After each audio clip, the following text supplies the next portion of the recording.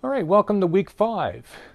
We're going to begin looking at global stratification. I'm going to do this in 2 parts. You're going to get week 5, part 1, and part 2 will be in week 6.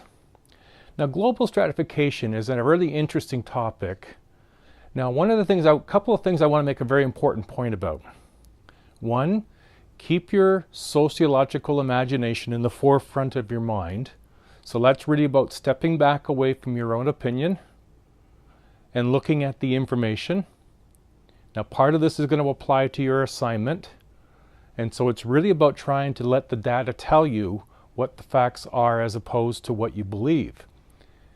And the second piece is I'm going to encourage you to make advantage of getting current information. Now, Hans Rosling, who does the Gapminder site, that was his there, but he's a internationally renowned health speaker, and he's an educator in world health. And so he's used a lot of really current information in a lot of his videos, and I really encourage you to look at them. I'll remind you about this later in the video, because he uses current data from around the world to give us a current real-life view of what the world is like, not the perception that we have that he argues is a 1950s perception of the world view. So when we think in terms of global stratification, that's what I want you to challenge you with, is the content we're going to cover in the first part. We'll be looking at wealth and poverty in the global perspective, the rich and the poor. And we're going to look at what are some of the problems studying global inequity that exists. We're also going to look at the classifications by economies, of economies by income. So across the world, there is several ways, the World Bank, for example, who divide countries, to divide economies by income. And we're going to look at the impact of debt and foreign aid. It's been a long-standing role that higher income countries and lower income countries, if you will, have had as relationships. And so we're going to look at what's been the impact of that. Has it made a difference? We're also going to consider then, as far as, what might I be considering or thinking about through this chapter, is what is global stratification then, and how does it contribute to economic inequity? I mean, if everybody was sharing equally, we wouldn't have an unequal distribution, but we do. And why is that the case? How does global stratification come to be, and how is it maintained? And how are global poverty and human development related? The World Health Organization puts out world challenges, of which eradicating poverty is one of those world challenges. And it seems like, if you hold a 1950s view of the world, that seems like an impossible task. But if you update your data files, if you will, of where we are today, that's not so far out of reach. So let's proceed looking at global stratification, part 1. Good luck, everyone, and let's get going. We're going to start with is, what is global stratification? It is the unequal distribution of wealth, power, and prestige on a global basis. And the resulting in this distribution and unequal distribution results in people having vastly different lifestyles and life chances. And now I've mentioned about life chances before, and education is considered to be, the best life chance, because it's the kind of thing life chance is about, what allows you to move, into a higher status, if you will, or have more access to resources. Now, the pattern, essentially, of global stratification is that the gap between the rich and the poor worldwide is growing. Now, there's a term that's going to come up a few times. You can see it in the bottom of this graphic here, gross national income, or GNI. And in conjunction with that, you'll hear about a per capita income, or income per capita. I'm going to show you here is the way in which you calculate income per capita.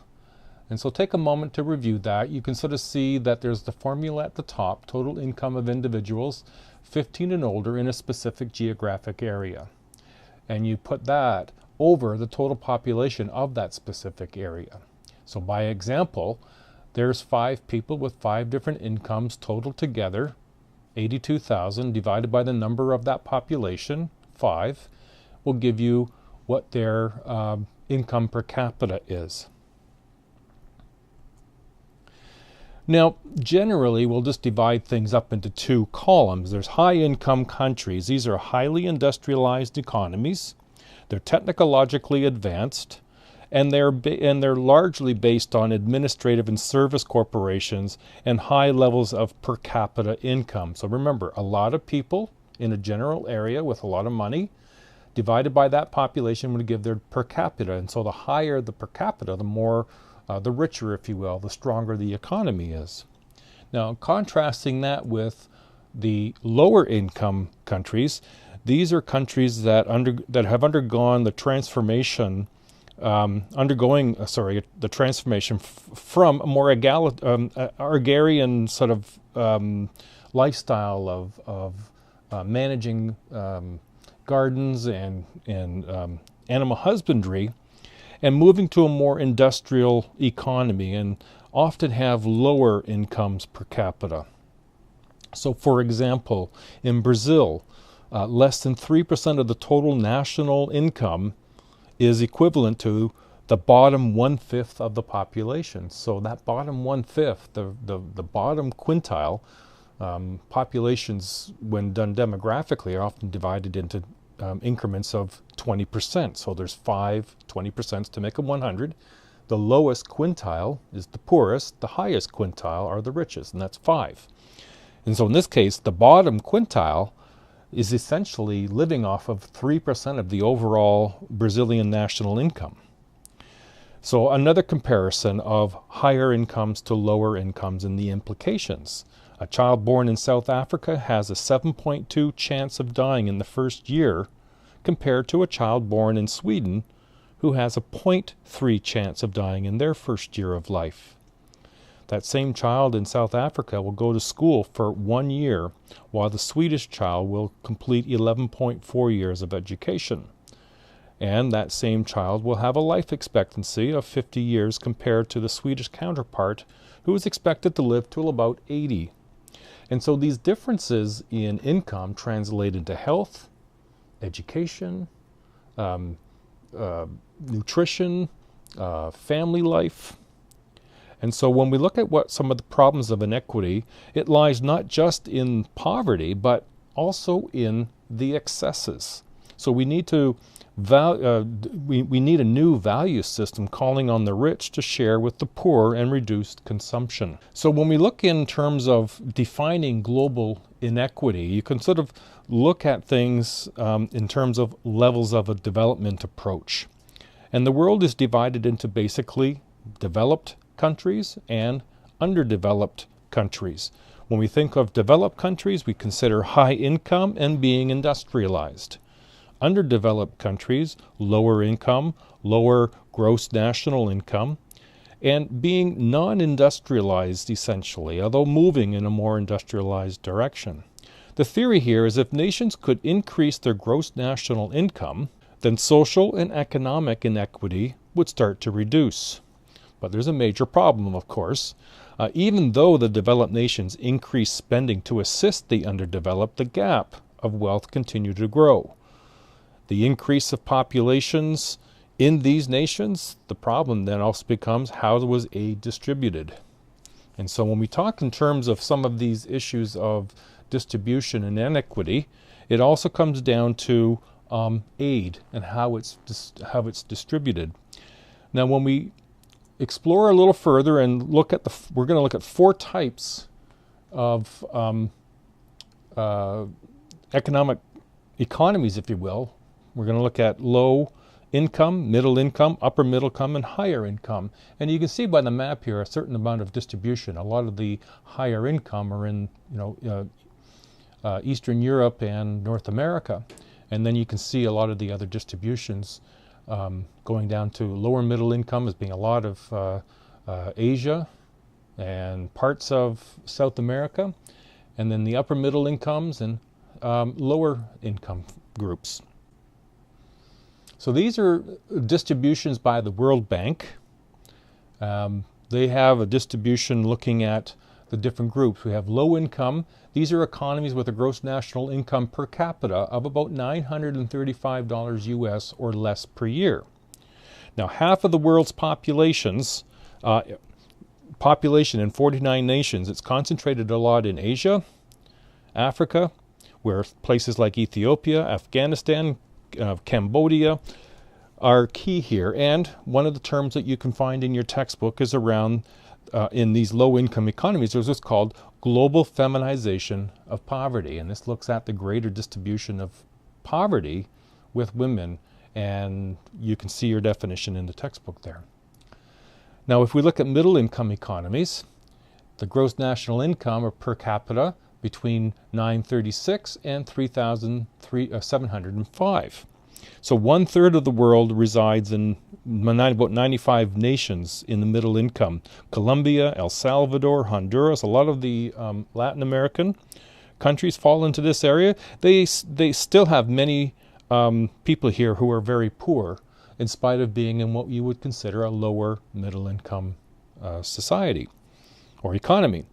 Upper middle income, which is the third group, here you have the gross national income per capita of $3,700 to $11,455. And here they have a higher standard of living and they export diverse goods and services. Now, places like Saudi Arabia, Chile, Hungary, Mexico, they all fall within this upper middle income economy. And then lastly, we have high income. And there's 65 nations like Canada, US, Japan, Australia, Portugal, Norway, Ireland. And these, there are newer nations like South Korea and China that are fast becoming high-income countries. Now, this next box you'll find in your textbook, it's on page 184-85. It's box 8.2, and this is just the second part of it. I'd like you to read the first part to get a feel for what makes this makes sense, but what you're seeing here is a distribution of consumption on a global poverty issue. Looking at the red as being the richest 20%, the middle income countries are in the green, and the poorest 20% are in the olive or the soft green. But what you're looking at is, the total distribution of who's spending what in terms of consumption. And you can see with the higher income countries, they're spending on things that we take for granted. But when you look at the comparison to middle and poorest, they're not spending as much or not using as much. Where they're using the largest amount is on fish and cereals, which is stuff that they can access a little easier than things like meats and electricity, telephones, paper, cars, and so on. So look at that section in there on box 8.2 and get a sense about that distribution in terms of global perspective. Now, we're moving into the impact of debt and foreign aid. And in particular, we're going to start here with debt and global stratification. And what you're seeing here is, we can ask ourselves, so why has the gap continued to grow? And what you're seeing here would be the income inequity that occurs, and you're looking at that distribution that way. So the debts that some of these countries owe to the rich nations is what's causing a great deal of difficulty for some of the lower income nations. Many countries have been forced to devalue their currency because of the debt, cut welfare, and put more money into, and not put more money into their economies. So the result is social strife, unemployment, and a denial of education for children. Now, foreign aid and global stratification. When aid is given, it often undercuts the local price of the same commodity. Now, this in turn can cause more problems. Aid is frequently tied to trade arrangements. The recipient nations can buy products from the donating nations. Now, some of the difficulties would be that, even though we're offering aid to another country that has to, by the terms of the aid, get product from us, some of the product that we're getting from that other country, our own country might be producing. And so we often, in the higher income nations, will subsidize those same producers so they don't lose money by the virtue of what we're bringing in for other countries. So this further disadvantages those lower income countries. some of the trade agreements that occur throughout the world, this is only a small number of them, but these trade arrangements can also cause some grief. The continued decline in the amount of aid that is given, Canada has even reduced its aid by 20%. So this is an example of some of the trade agreements, and these trade agreements sometimes really restrict some of the potential, not allowing a recipient country to sell its products to the donor nations. And so it's forcing the country to allow for the import of equivalent products. And so these trade agreements can be very helpful for those that are agreeing and getting benefit, but it doesn't necessarily help the lower income countries.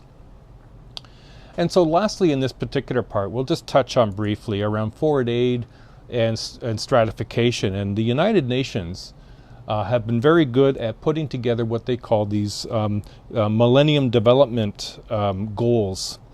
And this is the not the latest ones. These are the ones from 2003. And they talk a lot about, number one, is being this early investment in basic education, because education is considered a very significant life chance. That when people are educated, there's a huge benefit in terms of their productivity, their ability to raise a family of a reasonable size, their ability to remain healthier and eat more nutritionally. There's a great deal of advantages to education.